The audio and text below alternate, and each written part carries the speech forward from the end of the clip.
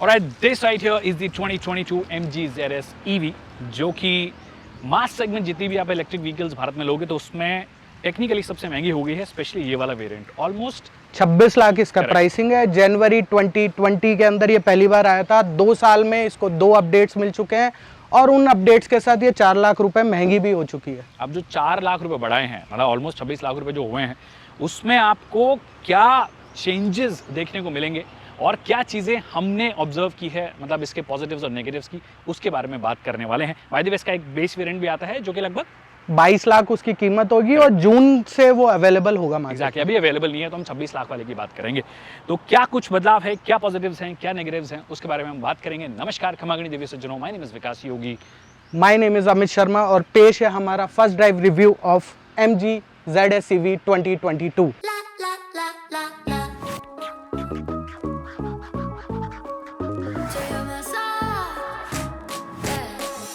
Tonight I'm gonna feel alive, and no one won't be acting nice. So baby, go and start a fight. I'm in love with the city lights.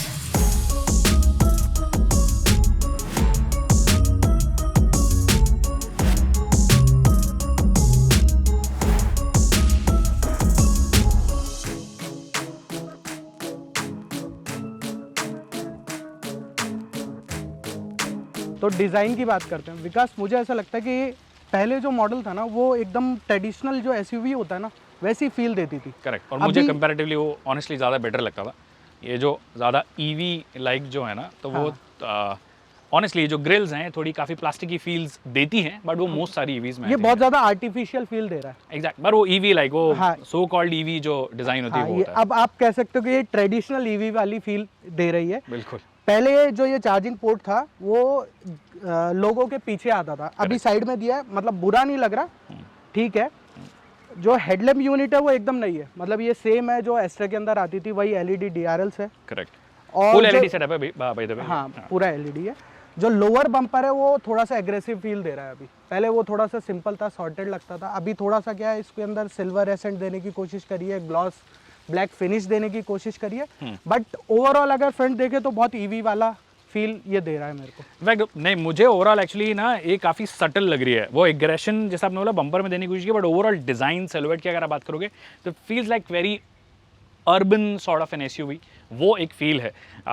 In fact overall silhouette अगर आप देखोगे ester के just बाद में इसको देखोगे तो वो हाँ, तो डायमेंशंस में भी इसमें कोई बड़े बदलाव इसके अंदर है नहीं है। मतलब बम्पर अगर चेंज किया है तो थोड़ा बहुत 1-2 mm आगे पीछे हो सकता है, बाकी इसमें कोई ज़्यादा डिफरेंस है नहीं। एब्सोल्युटली। बाकी फिर एलॉय व्हील्स जो हैं वो आपको अलग मिलते हैं। बाय द वे ये व्हील कैप जो दिया गया है इसके पीछे एलॉयज भी दिए गए हैं प्रॉपर्ली, तो हो सकता है बेस वेरिएंट में आपको बेसिक वाले मिले। आई एम नॉट श्योर, भी बेस वेरिएंट को हमको देखना पड़ेगा, अगर कुछ चेंजेस होंगे तो हम यहाँ पे मेंशन कर देंगे। बट हाँ, 17 इंच के एलॉय व्हील्स हैं आपको, 215-55 सेक्शन के टायर्स हैं और रेयर में सिर्फ एक बदलाव है। रेयर के अंदर 2 छोटे बदलाव है। एक तो जो टेल लाइट्स की डिजाइन है वो एस्ट्रा जैसी हो गई है, और जो लोअर बम्पर है जैसे फ्रंट में चेंज किया है वैसे सिमिलर चेंजेस आपको लोअर बम्पर में रेयर में भी देखने को मिले। एग्जैक्टली, तो डिजाइन वाइज मतलब मोटे मोटे कोई बहुत भयंकर चेंजेस नहीं है, एक्सेप्ट फॉर द ग्रिल जो आप दूर से देख के आप बोल दोगे। अभी अंदर चलते हैं, देखते हैं कि अंदर क्या कुछ आपको बदलाव देखने को मिलेंगे। विकास, अंदर जाने से पहले बता देता हूँ, इसके साथ अब 360 डिग्री कैमरा भी आता है जो पहले नहीं आता था। करेक्ट, मतलब वही एस्टर वाला है बेसिकली। एस्टर में 360 डिग्री कैमरा आता है, इसमें वो दे दिया गया है। दैट मीन्स एक फ्रंट में कैमरा, एक पीछे कैमरा, और ORVMs के नीचे आपको 2 कैमराज मिल जाते हैं। अभी चलते हैं अंदर, आइए देखते हैं क्या कुछ है। तो विकास, यहाँ अंदर आने के बाद क्या लग रहा है आपको, किसकी याद आई? एक्चुअली मुझे ना बहुत ज़्यादा एस्टर जैसी फीलिंग आ रही है, क्योंकि वो पूरा जो लेआउट है, अगर आप पुरानी ZS EV को और इसको देखोगे तो डेफिनेटली बिल्कुल अलग लगेगी, बट अगर आप एस्टर के जस्ट बाद में इसको देखने आओगे तो फिर सिमिलैरिटीज आपको लगने लग जाएगी। आई थिंक बात करते हैं ये जो डैशबोर्ड है ये भी एस्टर वाला है, मतलब आपको बहुत ज़्यादा थोड़े बहुत कलर कॉम्बिनेशंस में डिफरेंस मिलेंगे, बाकी ऐसा कोई मेजर बदलाव इसमें और उसमें नहीं है। हाँ, बस वो एक आर्टिफिशियल, जैसे अपन देसी लैंग्वेज में बोलते हैं भोपू, वो उसके अंदर दे रखा था, जो पर्सनल AI जो कंपनी बोलती है वो इसके अंदर नहीं दिया गया है। और एडास जैसे फीचर्स इसके अंदर, मतलब जो एडास वाले एस्टर में जो फीचर्स आते थे वो सारे फीचर्स इसके अंदर नहीं है। एग्जैक्टली, इनफैक्ट जो डिज़ाइन में हम थोड़ा बहुत भूल गए थे, जो फ्रंट में वो रेडार वाली जो जगह है वहाँ पर एक्चुअली कुछ है नहीं, वहाँ पे कोई सेंसर्स नहीं है। रियर में कुछ सेंसर्स लगाए गए हैं जिनके बारे में थोड़ी देर बाद में बात करेंगे जब हम चलाएंगे। बट हाँ, मोटे मोटे तौर पे अगर आप बात करोगे तो ऊपर सॉफ्ट टच, मतलब लेदरेट फिनिश आपको दिया गया है। ये भी सॉफ्ट है और वो कार्बन कार्बन फिनिश देने की कार्बन फाइबर फिनिश देने की कोशिश की है। बाकी लेना देना कुछ नहीं है, मतलब उस वाले मटेरियल से। रेड स्टिचेस आपको यहाँ पे देखने को मिलती है, यहाँ पर भी रेड स्टिचेस देखने को मिलती है। तो ओवरऑल एक कैबिन जो है वो अनक्लटर्ड तो डेफिनेटली लग रहा है। और ये टच स्क्रीन भी अलग है आई थिंक। हाँ, ये एस्ट्रो वाली है, 10 इंच की ये टच स्क्रीन है। राइट। बट इसके साथ मेरी एक शिकायत है, इसमें थोड़ा बहुत लैग है। मतलब वो जो पहले ZS EV में आता था वो तो ब्लैंक ऑफ हो जाती थी एकदम से। इसके अंदर मेरे को थोड़ा सा लैग लगा, मतलब थोड़ा सा टाइम ले रहा है ये रेस्पॉन्ड करने में। प्लस जो 360 डिग्री कैमरा की जो क्वालिटी है वो भी बहुत अच्छी नहीं है, मतलब ब्लर सी फीलिंग आती है। तो इससे बेटर थोड़ा सा उस पर काम किया जाता तो और ज़्यादा अच्छा एक्सपीरियंस हो सकता है। आई थिंक वो जो ब्लैंक स्क्रीन की बात कर रहे हैं उसको मैं स्पेसिफाई कर दूं कि वो जब हमने 2020 वाला मॉडल आई थी जब हमने चलाया था, जब हम रिवर्स करते थे वो स्क्रीन ब्लैंक हो जाती थी कुछ कुछ जगह पे, जो कि कई बार थोड़ा सा सेफ्टी वाइज कॉम्प्रोमाइज़ हो जाता है। वो इसमें देखने को नहीं मिल रहा। So that I think is a great thing. जब सेफ्टी की बात करें तो आपको बता दूं कि 6 एयरबैग्स आई थिंक इसमें आते हैं। 6 एयरबैग्स आते हैं इसके साथ, ABS, EBD, brake assist, ESP, traction control, hill descent, hill TPMS etcetera. Auto parking hold और काफी सारे ऐसे फीचर्स इसके साथ आते हैं। मतलब सेफ्टी प्लस कन्वीनियंस फीचर्स की अगर बात करोगे तो सारे हैं, बाकी लिस्ट आपको यहाँ पे नजर आ जाएगी। बट ओवरऑल देखने में आई थिंक जैसे कि मैंने कहा अनक्लटर्ड मुझे डेफिनेटली लगी, कोई दिक्कत नहीं है। बट कुछ कुछ चीज़ें फिर भी छोड़ दी है। एक तो आप ये मैंने जब इसको ये चेक किया था इसका स्टीयरिंग व्हील, एक तो क्या बहुत ही स्मूथ नहीं है एडजस्ट करने आपको से। थोड़ा ताकत लगानी चाहिए। एग्जैक्टली थोड़ा सा ताकत लगानी पड़ती है। फिर टिल्ट एंड टेलीस्कोपिक एडजस्टमेंट आपको नहीं मिलता है। एक ये ऑटो डिमिंग IRVM जो है वो आपको मिलना चाहिए था। For a car that cost 26 lakh. I know battery pack बढ़ा दिया गया, all that is there, but ये बहुत ही बेसिक चीज़ है। तो बेसिक वाला आपको जो है IRVM जो है वो दे दिया गया है। उसके अलावा क्या है विकास, मुझे ऐसा लगा कि क्वालिटी है ना वो इम्प्रूव हुई है। मतलब मेरे को कहीं पे भी ऐसा नहीं लगा कि बड़े पैनल गैप्स है या फिर कहीं पे भी लूज मटेरियल यूज किया गया है। साथ साथ फीचर्स ऐसे दिए गए हैं कि जो यूजेबल है, जैसे वायरलेस चार्जर है। साथ के साथ स्पेस बहुत अच्छी है, स्पेस मैनेजमेंट है। ये जो यहाँ पर भी अच्छी खासी स्पेस है, यहाँ पर आर्मरेस्ट के नीचे 2 बॉटल्स आप इजीली रख सकते हैं यहाँ पर। इनफैक्ट ये पूरा क्लोज भी हो जाता है। हाँ, क्लोज भी हो सकता है। तो विकास क्वालिटी मेरे को ऐसा लगा कि जो पुराना मॉडल था उससे बेहतर हुई है। कहीं पे भी लूज मटेरियल यूज नहीं हुआ है, पैनल गैप्स भी मेरे को ज़्यादा नहीं दिख रहे हैं। साथ के साथ फीचर्स बहुत है, मतलब आपको वायरलेस चार्जर दे रखा है, 12V पावर सॉकेट दे रखा है, स्पेस की कमी नहीं है। एक टाइप C दिया हुआ है, टाइप A आपको दिया हुआ है, तो वो दोनों चीज़ों का डेफिनेटली ध्यान रखा गया है। और स्पेस की भी कोई कमी नहीं है। आर्मरेस्ट के नीचे भी देखो, मतलब अच्छी खासी स्टोरेज स्पेस की बात कर रहे हैं अभी हम बेसिकली। हाँ, और यहाँ पर आराम से 2 बॉटल्स आप रख सकते हैं। दोनों जो डोर्स है उसके अंदर भी आप इजीली अपनी 1 लीटर और 1/2 लीटर वाली बॉटल्स रख सकते हैं। राइट। और ये जो यहाँ पर भी आपके पास दोनों जगह पे स्पेस है, आप अपने जो छोटे मोटे कॉइन्स वगैरह है वो इसमें इजीली रख सकते हैं।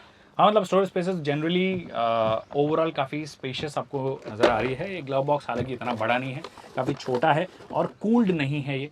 तो आई थिंक वो हर जगह पे ये थोड़ी बहुत कॉस्ट कटिंग करके आप जो बैटरी जो है उसको सेव करने की शायद थोड़ी कोशिश करते हो कि अगर आप फुल ब्लास्ट पे AC चलाओगे तो बैटरी जो है वो जल्दी आपकी खप जाती है। जितना कम चलाओगे, डिसेंट तरीके से चलाओगे, आराम से चलाओगे तो बैटरी थोड़ी लंबी चलती है। बट बैटरी के बारे में थोड़ी बाद में बात करेंगे। बट हाँ, कूल ग्लव बॉक्स हो जाता है, थोड़ा मज़ा आ जाता है, एक वो वाली चीज़ है। एनीवे, उसके अलावा भारतीयों का जो फेवरेट फीचर है सनरूफ, मतलब एब्सोल्युटली, और पैनोरामिक सनरूफ है। मतलब पूरी छत जो है गाड़ी की वो सनरूफ है। ऑलमोस्ट ये समझ लो कि 70% के आसपास, 60 to 70% जो इसका पूरा रूफ है उसको पैनोरामिक सनरूफ कवर करती है।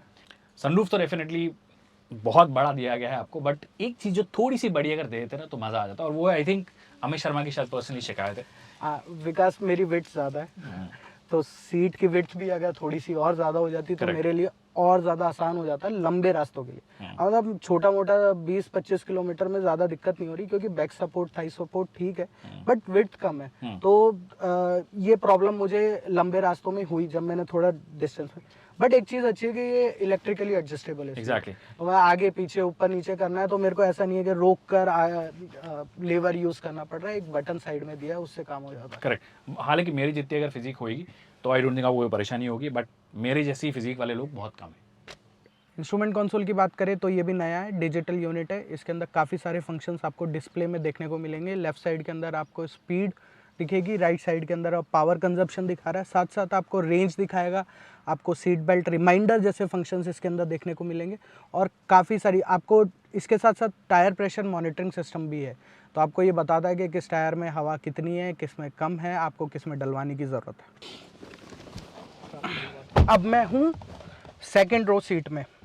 देखो स्पेस की तो कोई कमी है नहीं, आप देख सकते हैं नी स्पेस काफ़ी अच्छा है, लेग रूम भी काफ़ी अच्छा है, हेड रूम में भी कोई दिक्कत नहीं है, मतलब मेरे को ज़्यादा परेशानी हो नहीं रही। थाई सपोर्ट भी ठीक है, मतलब बहुत अच्छा नहीं है बट ठीक है। सीट्स की क्वालिटी भी अच्छी है और कुशनिंग भी अच्छी है। प्रॉब्लम यह है कि ये 4 सीटर है, मतलब 2 आदमी बैठाओ, बीच में एक बच्चे को बैठाओ, इससे ज़्यादा इसके अंदर 3 अडल्ट्स नहीं बैठ सकते, ये क्लियर है। एक चीज़ अच्छी है कि तीनों जो पैसेंजर है बैठते दो ही पाएंगे, बट अगर 3 बैठते हैं कैसे भी मशक्क़त करके तो तीनों के लिए हेडरेस्ट दिया गया है। साथ के साथ इसमें ये कप होल्डर है, जो पहले ये फीचर इसके अंदर आता नहीं था, अब है। और 2 आप अपने छोटे कप इसके अंदर रख सकते हैं, कॉफ़ी कप्स। जो पहले एक फीचर जो मिसिंग था, जो इम्पॉर्टेंट है, वो था एसी वेंट्स। पहले वाले मॉडल में रेयर एसी वेंट्स नहीं आते थे, इसके अंदर आता है। तो अब कह सकते हैं एस्ट्रा वाली फील आपको जो फ्रंट में थी वही आपको रेयर में भी देखने को मिलेगी। साथ साथ इसके अंदर चार्जिंग पोर्ट्स भी आपको दे रखे हैं, ये सी टाइप है और ये ए टाइप है। Alright, so we are on the road और सबसे मुख्य मुद्दे की बात करने वाले हैं हम, जो कि है परफॉर्मेंस। क्योंकि जो सबसे बड़ा बदलाव, मतलब ऑफ कोर्स इंटीरियर में भी कुछ चेंजेस हुए हैं, एक्सटीरियर में हल्के फुल्के चेंजेस हुए हैं, बट जो सबसे बड़ा बदलाव है वो बैटरी में हुआ है। हाँ, जो अभी मॉडल है इसके अंदर बड़ी बैटरी आई है, मतलब 50.3 किलोवाट आवर की बैटरी है। करेक्ट। जो पहले थी वो 45 किलोवाट आवर की बैटरी थी, तकरीबन 5 से 6 किलोवाट आवर की पावर, मतलब जो बैटरी है साइज वो बड़ी हुई है। पावर इंक्रीज हुआ है, टॉर्क कम हुआ है। पावर बोले तो 175 bhp और टॉर्क है अब 280 न्यूटन मीटर। करेक्ट। तो पहले वाले मॉडल से तकरीबन 50 से 60 Nm ये कम देता है टॉर्क। ऑलराइट, तो देखिए ये तो हो गया स्पेसिफिकेशन नंबर्स कि आपको क्या कुछ मिलता है ऑन पेपर। देखिए बैटरी पैक बढ़ाने का जो सिंपल लॉजिक है वो ये है कि अगर आपको जितना बड़ा बैटरी पैक होगा उतनी ज़्यादा आप रेंज ऑफर कर पाएंगे, और इसी वजह से जो रेंज नंबर्स हैं वो आपको ज़्यादा यहाँ पे नज़र आएंगे। 461 किलोमीटर्स ये शायद क्लेम करते हैं, बट जितना हमने चलाया है अभी तक सो फार, टू बी ऑनेस्ट, रियलिस्टिकली आप शहर में highway with AC on all the time आप इजीली आई थिंक 270 किलोमीटर के आसपास, 270 to 80 किलोमीटर निकाल सकते हो। अगर आप बहुत आराम से चला रहे हो तो आप 300 के आसपास भी टच कर दोगे, 300-320 भी इनफैक्ट आप टच कर सकते हो। तो विंटर्स के अंदर ये रेंज बढ़ जाएगी क्योंकि आपको एसी उस टाइम जरूरत नहीं पड़ेगी। एब्सोल्युटली। हाईवे पे इसकी रेंज कम होगी क्योंकि आप ब्रेक्स यूज नहीं होते, रीजनरेटिव ब्रेकिंग सिस्टम उस टाइम पे काम नहीं होता, तो आपको ऑन एन एवरेज 300 किलोमीटर की ये रेंज इजीली दे पाएगी। ऑलराइट, तो on an average city plus highway सब मिला के आप लगभग 300 किलोमीटर की रेंज एक्सपेक्ट कर सकते हो। इनफैक्ट ज़्यादा भी आप कर सकते हो, कुछ कंडीशंस में 350 के आसपास भी आपके पास चली जाएगी, which I think is a pretty good number. क्योंकि अगर आप कंपेयर करो कोना को फॉर एग्जाम्पल, तो कोना का जो क्लेम है वो आई थिंक 400 किलोमीटर के आसपास का रेंज है, इनका क्लेम 461 किलोमीटर का है, तो ऑटोमेटिकली वो जो डिफरेंस है वो आ गया। मैंने कोना का नाम इसलिए लिया है क्योंकि कोना एक डायरेक्ट राइवल है इसका, नेक्सॉन इसका डायरेक्ट राइवल नहीं है, क्योंकि नेक्सॉन की प्राइसिंग की अगर आप बात करोगे सो दैट इज आप कह सकते हैं तकरीबन 10 लाख रुपए सस्ता है नेक्सॉन, 8 लाख रुपए के आसपास, मोटा मोटा 8-9 लाख रुपए के आसपास सस्ता है, तो उसकी बात नहीं करेंगे, उसका बैटरी पैक भी थोड़ा छोटा आता है। बट अभी इसकी बात करें तो डेफिनेटली एक बैटरी पैक बड़ा है।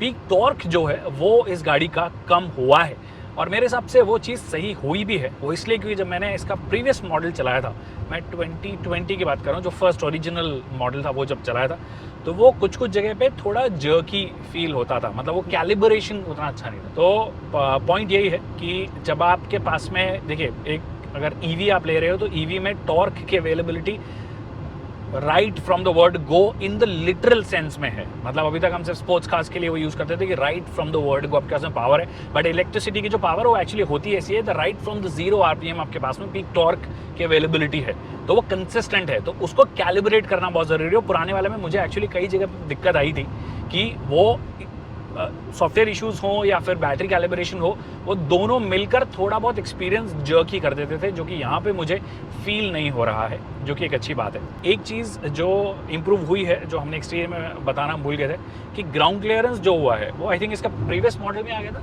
हाँ, जो प्री फेसलिफ्ट मॉडल था 2021 में लॉन्च किया था, तो तकरीबन 16 mm बढ़ा था। तो 177 mm एक्चुअली वो भी फेसलिफ्ट ही मॉडल था। वो प्री बोल सकते हो आप, वो वाला मॉडल था। उसके अंदर इन्होंने ग्राउंड क्लियरेंस बढ़ाया था, दैट वाज अबाउट 177 mm का ग्राउंड क्लियरेंस बढ़ गया था। उसके साथ में एक चीज़ और हुई है कि ग्राउंड क्लियरेंस तो बढ़ा ही है ऑफकोर्स, उसके साथ में जो बैटरी पैक है उसकी पोजीशन, ऐसा कंपनी क्लेम कर रही है कि उसकी पोजीशन भी थोड़ी सी ऊपर की गई है, जिससे कि अगर कुछ ज़्यादा ट्रिकी सिचुएशन में हो, आप ज़्यादा उबड़ खाबड़ वाले रास्ते में हो, तो वो अंडर बॉडी जो है, मतलब बैटरीज को नुकसान ना हो। वैसे तो पूरी प्रोटेक्शन दिया गया है, बट उस पर ज़्यादा नुकसान ना हो ऑफकोर्स। अगर नंबर्स की बात करें तो 205 mm की ऊंचाई पे बैटरी सेट हुई है, और उसके नीचे उस ऑब्वियस सी बात है केसिंग वगैरह स्ट्रॉन्ग करी है, ताकि बैटरी को कोई नुकसान नहीं हो अगर आप स्क्रैच भी करते हो नीचे से। एग्जैक्टली, बट उससे एक जो प्रॉब्लम होती है, मतलब इट्स अ ट्रेड ऑफ, कि अगर आप ग्राउंड क्लियरेंस बढ़ा रहे हो गाड़ी का, और टायर साइज एग्जैक्टली सेम है, चलो ग्राउंड क्लियरेंस आपने बढ़ाया है, तो ग्राउंड क्लियरेंस के साथ में एक चीज़ और होती है कि आपको सस्पेंशन को उस हिसाब से ट्यून करना पड़ता है, जिससे कि वो मतलब वो ट्रैवल जो है उसका सस्पेंशन का आपको थोड़ा सा बढ़ाना पड़ेगा, क्योंकि गाड़ी का सेंटर ऑफ ग्रेविटी, अगर आप थोड़ा बहुत भी जानते हो गाड़ियों के बारे में, तो सेंटर ऑफ ग्रेविटी का मतलब है गाड़ी जितनी नीचे रोड के, आप जितनी पास में होती है रोड के, उतनी ज़्यादा स्टेबल होती है, और जितनी ऊंची होगी वो स्टेबिलिटी को आपको काउंटर करने के लिए सस्पेंशन ट्यूनिंग थोड़ी बेटर करनी पड़ती है।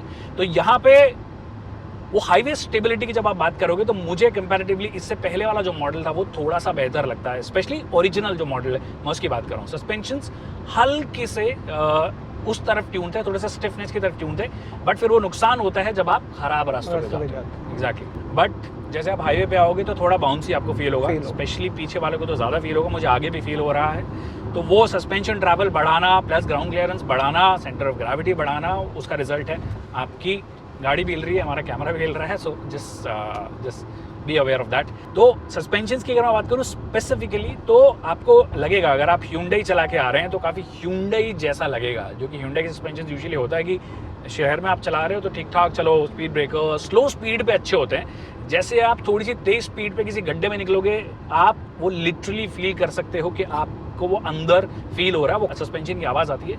अब क्या बचा? ब्रेकिंग आई थिंक, हाँ, ब्रेकिंग एक बड़ा फैक्टर है, और रीजन ब्रेकिंग ऑफ कोर्स में आपको मिलती है कि अगर आप ब्रेक लगा रहे हो या डी एक्सेलरेट कर रहे हो तो बैटरी आपकी ऑटोमेटिकली चार्ज होने लग जाती है, which is a great thing. But ये जो रीजन ब्रेकिंग वाले जो सारे, इसमें ऑल्दो कई मोड्स हैं कि आप किस तरीके की ब्रेकिंग रखना चाहते हो, बट उसके बाद भी आप इसको टॉप मोस्ट सेटिंग में रखने के बाद भी जो मुझे पर्सनली फील हुआ कि वो बाइट ना अभी भी बहुत ज़्यादा मिस करती है। मतलब वो जो एकदम सडन बाइट आपको कभी कभी चाहिए होता है ना, वो आपको मिस करती हुई थोड़ी थोड़ी नजर आए। तो पॉइंट वो है कि आप इसको थोड़ा सा बेटर प्लान करो इन द वे जब आप रेगुलर जब गाड़ी चला रहे हो। और एक विकास, अगर अपन इसको मतलब कुछ दिन चलाएंगे ना, तो आपको आदत पड़ जाती है, आपको समझ आ जाता है कि ब्रेक्स कैसे हैं। करेक्ट। तो आप उस हिसाब से ब्रेकिंग यूज करना शुरू कर देते हैं। तब बात करते हैं स्टीयरिंग फीडबैक की। Correct. आपको कैसा लगा? देखिए, steering to be honest, you don't expect it to be say a Volkswagen जो ओल्ड स्कूल जर्मन्स हैं वैसी, बट ये यूरोपियन का मॉडल है, आपको पता है? नहीं, यूरोपियन मॉडल तो है फॉर श्योर, नो डाउट। हो सकता है कि इंडियन कंडीशन के हिसाब से थोड़ा बहुत चेंज कर भी दिया गया हो, मुझे नहीं पता एक्चुअली, मतलब डिटेल्स का नहीं पता है। बट पॉइंट ये है कि हाईवे पे तो देखो मेरे को कोई खास दिक्कत लग नहीं रही है टू बी ऑनेस्ट। आपके पास में 3 मोड्स हैं, बाय द वे मैं आपको बता दूँ, 3 मोड्स हैं। वो मोड्स भी स्टीयरिंग को चेंज करते हैं। आपके पास में एक इको मोड है, इको मोड में आपकी स्टीयरिंग ना काफ़ी लाइट फील होगी, तो अगर आप शहर में चला रहे हो तो आप शहर में के हिसाब से चला सकते हो। फिर आप जब उसको नॉर्मल में लेकर आओगे थोड़ी सी टाइट हो जाती है, स्पोर्ट में लेकर आओगे तो थोड़ी सी और टाइट हो जाती है। तो वो स्टीयरिंग फर्मनेस तो बढ़ती है, बट फीडबैक वाइज मुझे एक्चुअली कोई बहुत ज़्यादा फ़र्क नहीं लग रहा है कि भैया बहुत बड़ा फ़र्क आपको लगने वाला है। मुझे भी लगा, मेरे को लगता है कि नॉर्मल जो इसका मोड है ना, वो बेस्ट मोड है। मतलब आपको आप सिटी में भी चला लो, हाईवे पे भी चला लो, आपको ज़्यादा परेशानी नहीं होगी।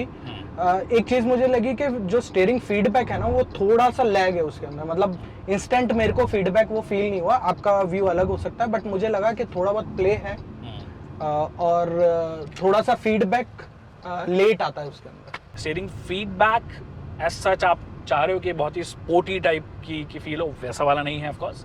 It's very regular sort of आप बोल सकते हो कि हल्का सा वो लैग जो आप इनपुट देते हो और जो फाइनल रिजल्ट है उसमें वो जो लैग है you can clearly feel it. But हाँ, हाईवे पे जैसे आप जा रहे हो, जैसे मैंने कहा कि एक तो थोड़ी सी मुझे बाउंसी राइड थोड़ी सी बाउंसी लगती है और उसकी वजह से हो सकता है कि मेरा वो ओपिनियन बन गया हो, but overall I think average आप इसे स्टीयरिंग फीडबैक बोल सकते हैं। तो अब हम ऑलमोस्ट एंड की तरफ आ गए और एक सबसे इम्पॉर्टेंट सवाल जो है उसको भी हम साथ में एड्रेस कर लेते हैं कि भैया चार्जिंग का क्या है, क्योंकि चार्जिंग इंफ्रास्ट्रक्चर धीरे धीरे बन रहा है देश में, काफ़ी इन्वेस्टमेंट जा रहा है उस तरफ।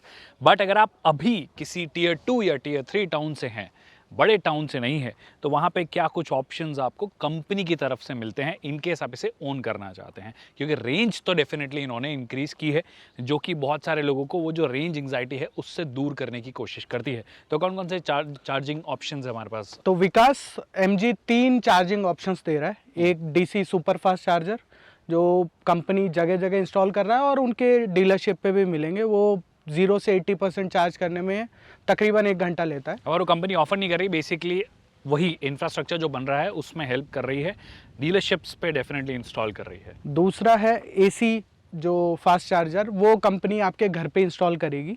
राइट। उसमें यह है कि वो 8 से 9 घंटा लेता है आपको फुल चार्ज करने में। इसके साथ एक पोर्टेबल चार्जर भी आता है, मतलब वो जो नॉर्मल सॉकेट होता है 15 एम्पियर का घर में, उसमें, लेकिन ये 18 से 19 घंटा लेती है चार्ज होने में। करेक्ट।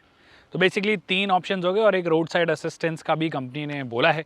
अब वो कितना कारगर साबित होगा, स्पेशली अगर आप किसी रिमोट एरिया में अगर आपकी गाड़ी बंद हो जाए, चार्जिंग वहाँ पे ना हो, तो कितनी जल्दी वहाँ पे पहुँच पाता है। बट हाँ, एक ऑप्शन है कि road side assistance kind of charging जो असिस्टेंस है वो आपको मिल जाएगा, जहाँ पे अगर आपकी गाड़ी बंद हो जाए तो ये लोग भेजेंगे और वहाँ पे आपकी गाड़ी जो है वो क्विकली चार्ज हो जाएगी। पॉसिबली वो जो सोल्यूशन है वो भी most likely fast charging solution ही होने वाला है। और आई थिंक जो चार्जिंग इंफ्रा अभी जो इनकी तरफ से लगा है अपनी डीलरशिप्स में, वो 50 किलोवाट का जो चार्जर है वो इन्होंने लगाया है। बाकी और है, जैसे कि टाटा पावर लगा रही है, कई और कंपनियां हैं जो इसके अंदर आ रही है, जो कि इंफ्रा की तरफ डेफिनेटली ध्यान दे रहे हैं अलॉन्ग विद द गवर्नमेंट। अब फाइनल बात कर लेते हैं कि क्या किन लोगों के लिए सेंसिबल है और क्या वाकई में अब आप जयपुर दिल्ली और या दिल्ली चंडीगढ़ या दिल्ली जयपुर टाइप्स ट्रिप्स जो हैं वो आसानी से कर सकते हैं। तो विकास, अगर मेरी बात करें, अगर मैं डेली ऑफिस जाता हूँ और मेरा डेली ट्रैवल है 30 से 40 किलोमीटर, तो ये एक सेंसिबल प्रोडक्ट है। एक बार फुल चार्ज करो, डेली ऑफिस जाओ और आ जाओ, तो आप 4 दिन आराम से एक बार फुल चार्ज करने में ये कार चल जाएगी। मतलब आप बोल रहे हो 70-80 किलोमीटर एक दिन का हो, तो एक दिन का हो तो आप 3 दिन 4 दिन आप इसको चला सकते हो। बिल्कुल। इसके अलावा अगर मेरे को जयपुर से दिल्ली जाना है तो मेरे को ज़्यादा परेशानी नहीं होगी नहीं। इसके साथ साथ उस हाईवे पे अब इंफ्रास्ट्रक्चर डेवलपमेंट भी होने लगा है, 1-2 जगह आपको फास्ट चार्जर्स इंस्टॉल मिले हुए दिखेंगे। एग्जैक्टली जब हम आ रहे थे तो उस वक्त भी हमें फास्ट चार्जर मिला, 60 किलोवाट का फास्ट चार्जर था और काफ़ी क्विकली उसने चार्ज भी किया। तो यही हमारे फर्स्ट इंप्रेशन है। I think overall as an urban product तो एक सेंसिबल प्रोडक्ट डेफिनेटली बन सकता है। प्राइसिंग ऑफकोर्स 26 लाख रुपए है, बट उसके साथ में ये रेंज भी एक्स्ट्रा ऑफर कर रहे हैं। आई होप कि आने वाले टाइम में ये पूरी की पूरी जो ईवीज़ हैं वो और ज़्यादा सस्ती हो जाएँ, बैटरी सी कॉस्ट थोड़ी सस्ती हो जाए, जो कि इवेंचुअली होनी है जैसे जैसे डिमांड बढ़ेगी। तो urban as an urban compact SUV अगर आप ले रहे हैं तो डेफिनेटली आप कंसिडर कर सकते हो, बिना ज़्यादा सोचे समझे कि भैया कहाँ पे चार्ज करना होगा, नहीं करना होगा। अगर सस्ते ऑप्शंस चाहिए तो वो भी हमारे पास में ऑप्शंस अवेलेबल ऑलरेडी हैं ही हैं, but if you are looking at an MG तो डेफिनेटली एक अच्छा ऑप्शन ये साबित हो। Thank you so much people for watching this video.